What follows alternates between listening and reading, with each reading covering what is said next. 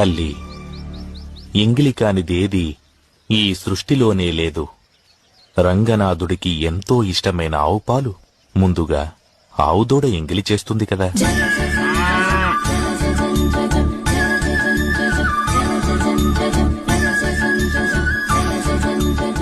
పంచామృతాలలో ఒకటైన తేనెను తేనెటీగలు ఎంగిలి చేస్తాయి కదా.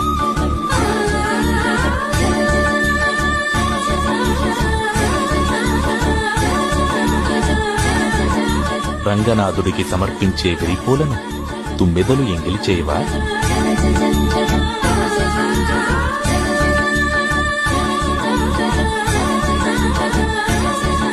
చివరికి శ్రీవారికి ఎంతో మడితో అభిషేకించే కావేరీ జలాలను చేపలు, ఇతర జలచరాలు ఎంగిలి చేయకుండా ఉంటాయా చెప్పు?